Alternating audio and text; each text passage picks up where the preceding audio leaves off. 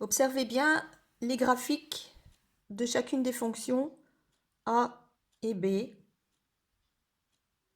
Graphique de la fonction a, le graphique de la fonction b. Je vous laisse un temps de réflexion pour déterminer pour chacun de ces graphiques, chacune de ces fonctions, là où les racines et leur donner à l'origine.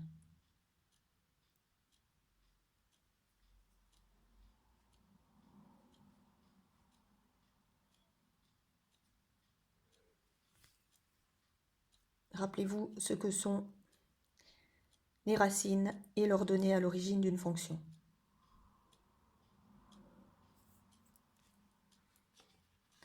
Ensuite, nous allons réaliser un graphique point par point.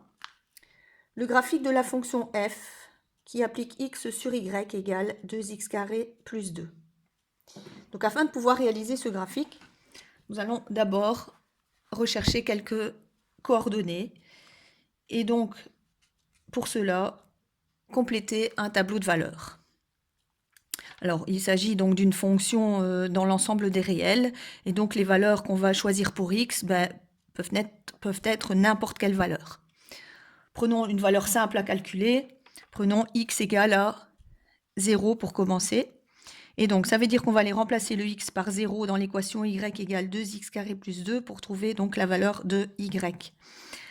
Donc, y égale 2 fois 0 au carré. Donc, pour trouver la première coordonnée, on remplace le x par 0. Donc, y égale 2 fois 0 au carré. Donc, 2 fois 0 au carré, 2 fois 0, 0, plus 2 égale 2. Donc, première coordonnée, 0, 2.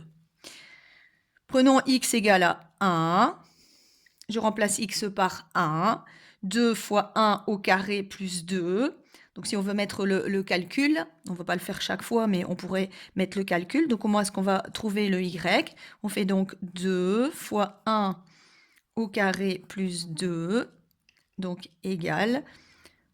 On calcule la puissance d'abord. 1 au carré, 1. 2 fois 1, 2. Et 2 plus 2, donc égale 4. Prenons l'opposé de 1, moins 1. Refaisons le calcul. 2 fois moins 1 au carré. Le carré porte sur un nombre négatif. L'exposant, je vous rappelle, est pair, donc la réponse sera positive. Donc moins 1 au carré, ça fait 1. 2 fois 1, 2, plus 2, 4. Je vais obtenir donc le même y que le précédent. Je prends ensuite x égale à 2.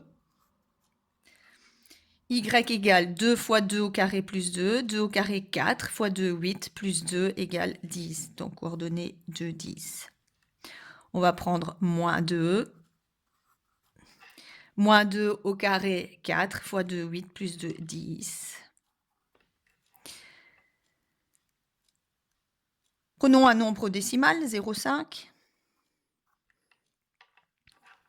Attention, 0,5 au carré, ça fait 0,25. Fois 2, 0,5. Plus 2, 2,5. Donc 0,5, 2,5. Moins 0,5. Moins 0,5 au carré, 0,25 fois 2, 0,5 plus 2, 2,5. Prenons 3 et moins 3 comme dernière valeur. 3 au carré, 9 fois 2, 18 plus 2, 20. Et donc moins 3 au carré, 9 fois 2, 18 plus 2, 20. On va donc placer ces différents points dans un système d'axes. Alors, étant donné qu'on a un y assez élevé, le plus élevé étant 20, on va choisir l'échelle en conséquence.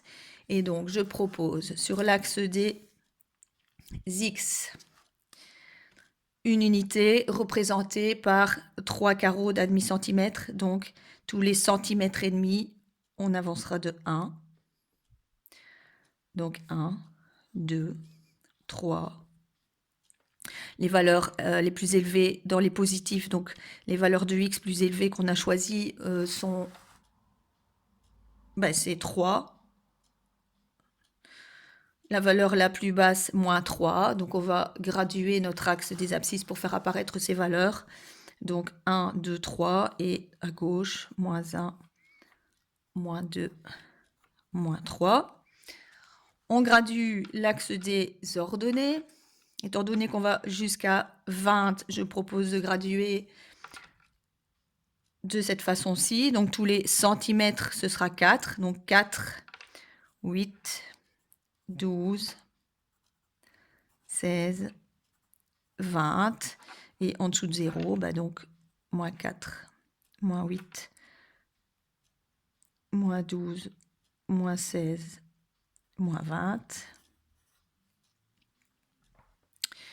Et donc maintenant, on peut placer les différents points dont les coordonnées sont dans notre tableau de valeurs. Et donc, on place les points 0, 2. Donc tous les petits carreaux, bien sûr, on avance de 2. Donc là, 0, 2, c'est notre premier point. Au point d'abscisse 1 correspond à y égale 4. Donc 1, 4. Moins 1, 4. On a donc des points symétriques par rapport à l'axe des Y. 2, 10, 2. 10. Moins 2, 10. 0,5, 2,5. Alors 0,5, donc on est entre 0 et 1, donc ici on évalue plus ou moins. Et 2,5, donc là on est à 2, donc 2,5 ici quelque part. Et sont symétriques ici. Voilà. Et 3, 20. 3, 20. Donc 4, 8, 12, 16, 20. Et moins 3, 4, 8, 12, 16, 20. Voilà. On va donc tracer le graphique de cette fonction à main levée. Il s'agit d'une courbe.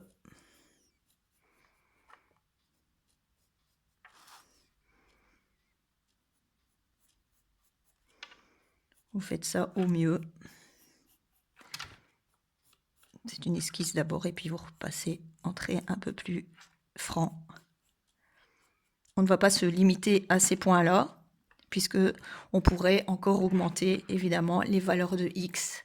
Et notre graphique va monter ici vers l'infini.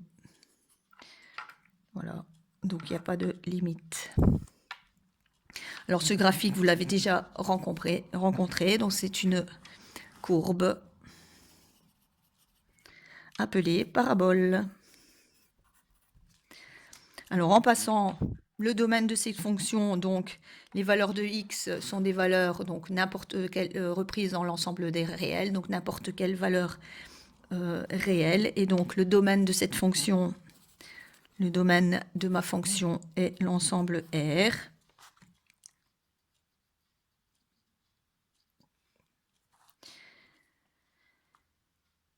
L'ensemble image, ben, d'après le dessin, on constate bien que l'ensemble image, on a la valeur la plus basse de y correspond à 2. Donc l'ensemble image, c'est de 2 vers plus l'infini. Ensuite, si on veut déterminer racine et ordonnée à l'origine, ben, l'ordonnée à l'origine, le point commun avec l'axe des y correspond à l'ordonnée 2. Donc l'ordonnée à l'origine de cette fonction, ce sera 2. Et la racine, eh bien, est-ce que le graphique vient couper l'axe des abscisses? Non. Donc il n'y a pas de racine. Vous avez réalisé un graphique point par point après avoir donc déterminé un tableau de valeurs. Et puis vous pouvez de là donner quelques caractéristiques.